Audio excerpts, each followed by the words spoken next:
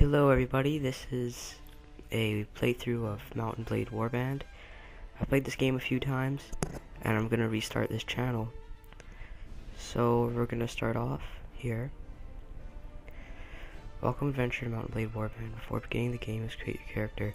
Remember that in the traditional medieval society depicted in this game, war and politics are usually dominated by male members of the nobility. That does not, however, mean that you should not choose to play a female character or one who is not of noble birth. Many nobles may have a somewhat easier start, but women and commoners can attain all of the same goals.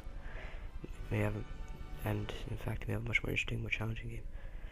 Your years ago in land born, your father was an impoverished noble, a traveling merchant, a veteran warrior, a hunter, a steppe nomad, a thief. I think I'm gonna go with noble. You came into the world as a son of a declining nobility, owning only the house in which they lived. However, despite your family's hardships, they afforded you a good education and trained you from childhood to the rights of aristocracy and life at court. You started to learn about the world almost as soon as you could walk and talk. You spent your early life as a squire. As a boy growing out of childhood, you were sent to live in the court of one of the nobles of this land. Oh yeah, and by the way, this is post-commentary, so if my talking doesn't line up with the mouse, it's because this is post, not live. You quickly began to learn about the adult world of conflict and competitions. You also learned from the rough games and the other children who battered at each other with attacks in imitation of their elders' swords. Then, as a young adult, life changed as it always does. You became a squire, a troubadour, a university student, a goods peddler, a smith, or a game poacher. I think I'll go with squire, yeah. Though the distinction felt sudden to you, somewhere along the way you had become a man, and the whole world seemed to change around you. When you were named squire as a noble at court, you practiced long hours with weapons, learning how to deal with hard knocks and how to take them too. You were instructed to your obligations of your lord and your duties to those who might one day be your vassals. But in addition to learning the chivalric ideal, you also learned about the less uplifting side. Old warriors' stories of ruthless power in politics, betrayals, usurpations of men who use guile as well as valor to achieve victory in their arms. But soon everything changed when you decided to strike on your own adventure. What made you take this decision was lust for money and power. Only you knew exactly what caused you to give up your old life and become an adventurer. To everyone else, it's clear that you are now motivated solely to personal gain. You want to be rich, powerful, respected, and feared. You want to be the one whom others hurry to obey. You want people to know your name and tremble.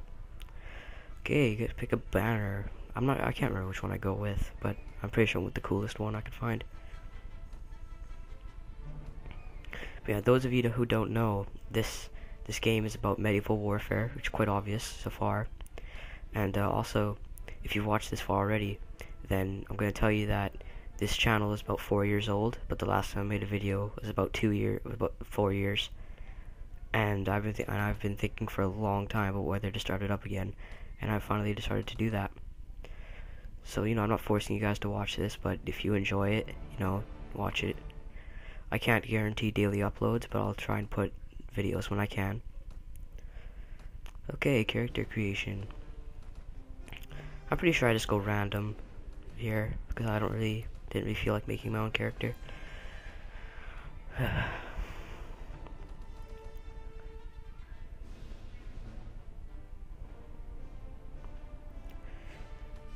Alright, so I go with somebody young, dark hair. Yeah, I go random. I thought so. Yeah, I like this guy. Pretty cool. I think we'll go with this guy.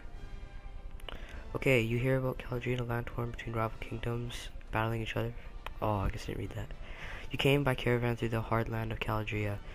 Green shoots of wheat, barley, and oats are beginning to push through the dark soil of the rolling hills, and on the lower slopes of the snow-capped mountains, herds of cattle and sheep are grazing on the spring grass. Occasionally, too, you catch the sight of one of the great war horses that are the pride of the Swabian nobility. The land here is rich, but also troubled, as the occasional burnt-out farm bears witness. You keep a wide berth of the forests where you're exhausted by the time you find an inn in Pravin and fall asleep quickly. However, you awoke before dawn and are eager to explore your surroundings. you venture out onto the streets, which are all deserted. All of a sudden you hear a sound that stands this hairs on your neck, the rasp of a blade leaving its scabbard. So this is the gameplay. You can go first person or third person like you see here. It's a 4-directional system with the sword. You start off the game with a sword and a crossbow or a bow, depending on what you started with as your father. And there's going to be a merchant coming up here that's going to talk to us. Merchant takes you to his house. What's inside? Oh. Now let me explain our proposition. We've always had brigands on the hills, driven to banditry by war, debt, or love of violence. Recently, however, they've been getting bolder, leaving their camps in the wild and venturing into the town looking for unwary prey. The watch commander tells us that because of all the fighting on the frontiers, fewer men to keep an eye on the streets. I don't think we'll be able to finish this. But yeah, you guys can comment on the video asking whether you want live or post commentary. I personally prefer post commentary because it's easier to do and it's easier to play the game. But if you guys prefer live commentary, I'll definitely do that.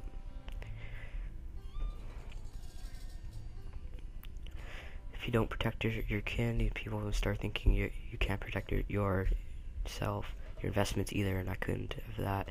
No doubt the going out will send you away with a ransom, so I don't care to pay it. So here's my proposition. You look like you find a lot of experience with a blade, and more important, you must have a bit of fire in your belly. So why don't we come and seek your fortune? So here's what I'm asking for you to do: gather a small party, track down these bandits to their lair, and teach them a lesson they won't forget. I won't be able to do this by yourself though. If you try and I don't know. And why did I go this fast? I guess because I was reading in my head, so it was a lot faster.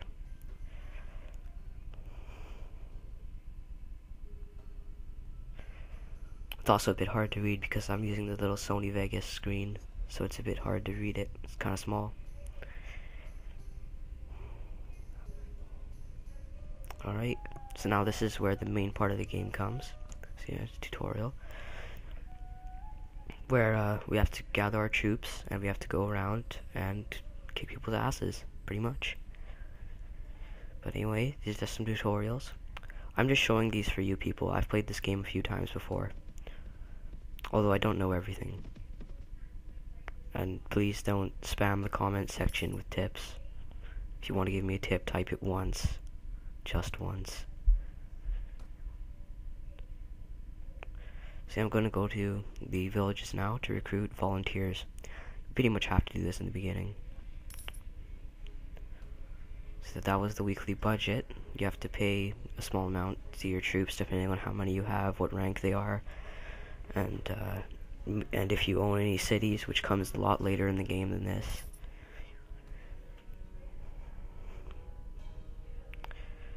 Alright, so the beginning of the game is quite linear because you just have to go to the villages and get troops. So you don't really do much. So nothing really much to commentate on about this. So I'll just wait till we go into a battle, which I'm sure we will soon. Once we get into the battle, I'll show you the real meat of the game.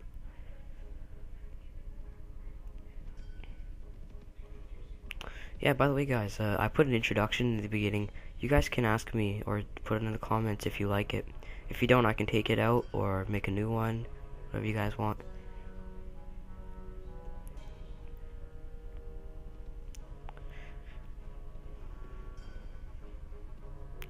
Alright, it's night. So this game has a day-night cycle. At night, you move significantly slower. I think around half speed. I'm not really sure though. While in the day, you move at this normal speed.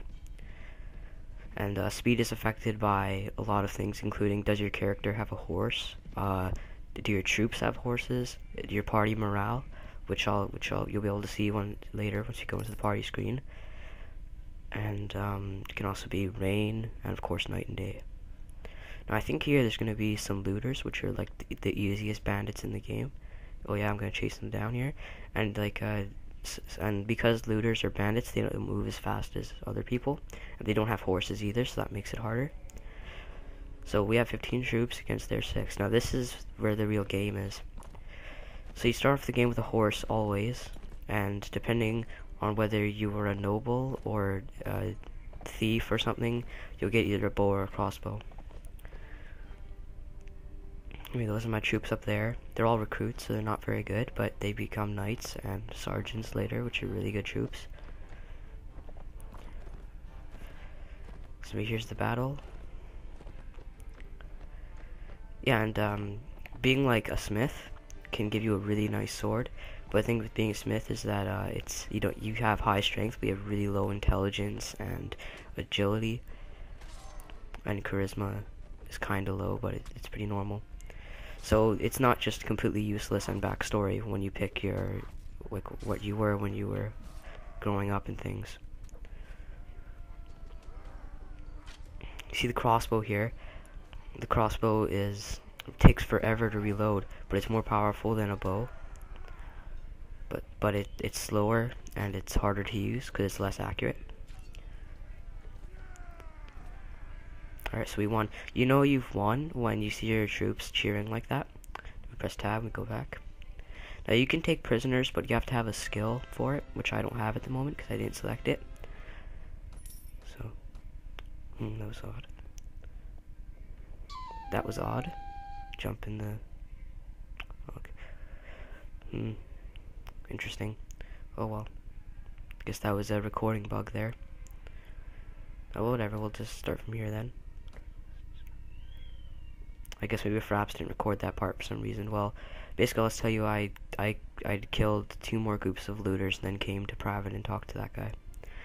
Yeah, now we're fighting these robbers, which are one of these main story enemies. They'll tell us where the kidnapped brother is of the merchant of Pravin. After we almost kill him anyway.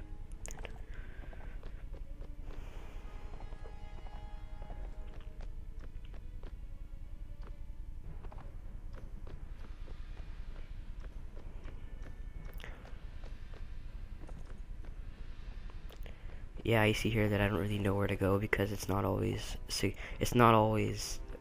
very easy to tell where the enemies are, because sometimes they spawn to the side of you, sometimes they spawn right in front of you, sometimes they spawn like 10 steps away from you if you're really unlucky.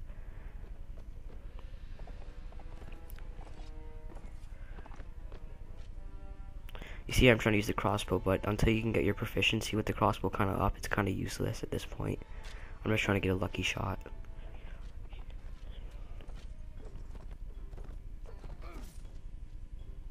Yeah, after this video, I'll try a video with live commentary, and you guys can tell me if which one is better.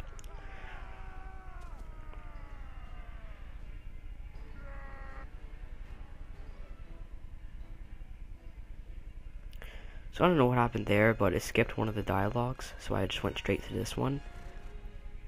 You see the mouse waving like that. I wasn't really sure what happened, but otherwise, it's okay.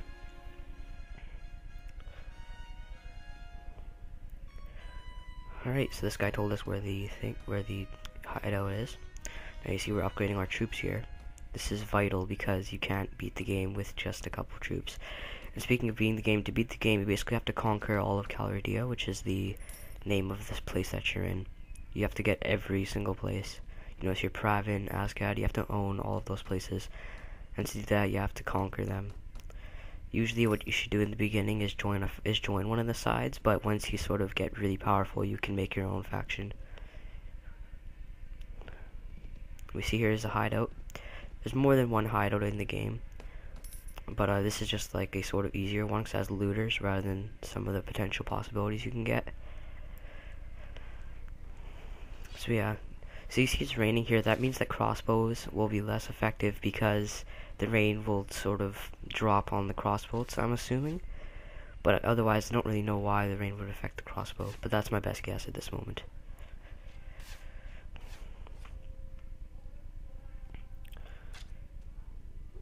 See, oh, I actually hit that guy. Didn't expect that. I tend to do a lot better with bows, although I tend to spend my arrows really quickly with a bow because with a bow you can shoot it so quickly, but crossbow takes forever to reload. You'll probably see that in a second. Yeah, you'll see here when I try to reload. It takes a while. That didn't seem like very long, but when you're in the battle, it's too long to really make a mistake, so you have to be really accurate. See this guy? Barely missed him. Very close to getting him. See, this guy was throwing stones at me. Just cut him up. The crossbow. I think here's kind of funny because I end up like not being able to reload the crossbow a couple times. Because if you move while you're reloading it, he just gets out of the animation. Oh, one of the guys got knocked out. Damn. You know, I have a feeling that footage cut back there is gonna come back and do something, because if it wasn't there, then it's probably gonna be somewhere else in the video. So we'll see.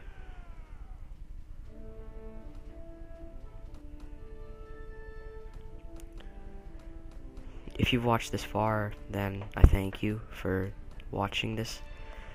And you know, you can put your hate comments if you want, but I won't respond to them. You know.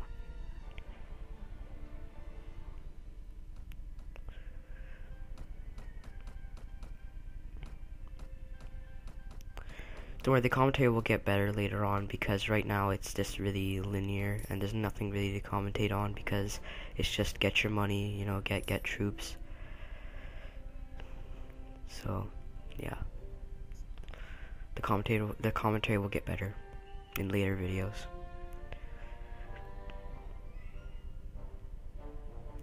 So we're just talking to this guy. He has a plan about the reason that there's bandits getting into the city of Pravin, which is the city that we're in right now, in case you didn't know.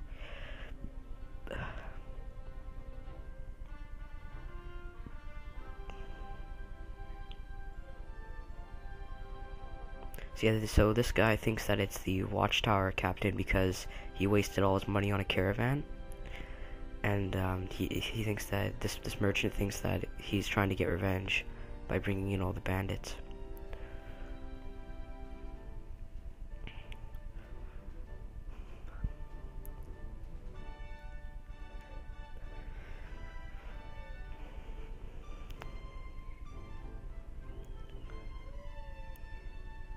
There's not much lore to this game because you pick your own story, and there's no way of really telling the background.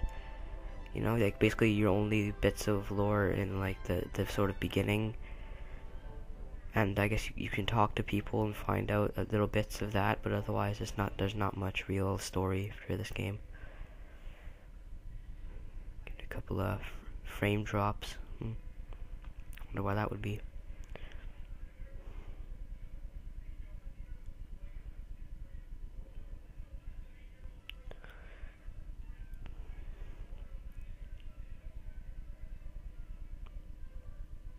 So you see here, he has his plan to go and kill all of the bandits inside the city, and he needs a leader for his men, so he asks you.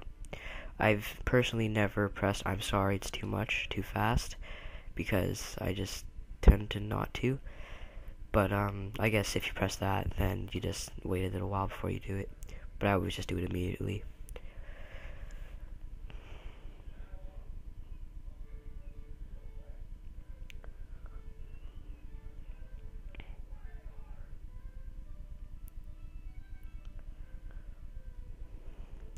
So yeah, you might have seen at the beginning that I put it so that it's realistic and there's no quitting without saving. I put it like that to make it more interesting, because I find that it'll be more fun, it'll be funnier if it's like I can't save. You know, I'm pretty sure people would enjoy that more, although I probably won't.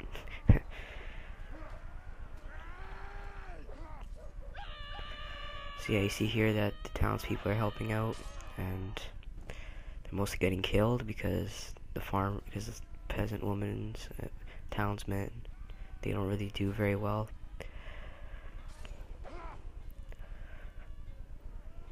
So here's the merchant of Pravin. He's pretty much useless because he just uses his fists. And fists are really bad in this game, like beyond bad. If the person has any sort of armor, they'll generally take 0 damage.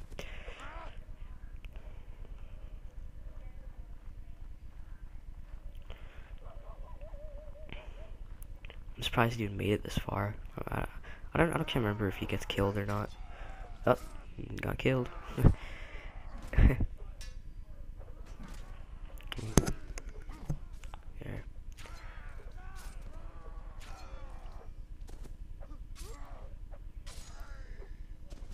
Alright, so sorry, just adjusting the microphone, trying to get to the optimum position.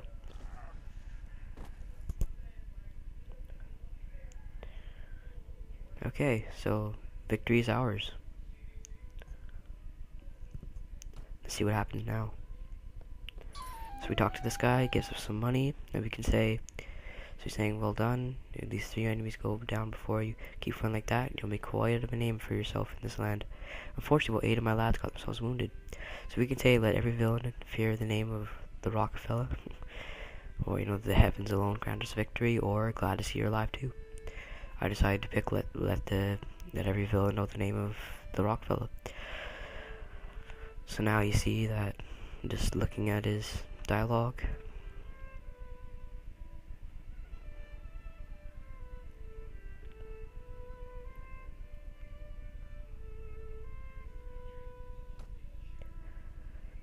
alright, so the video's ending here. Thank you for watching, and tune in next time.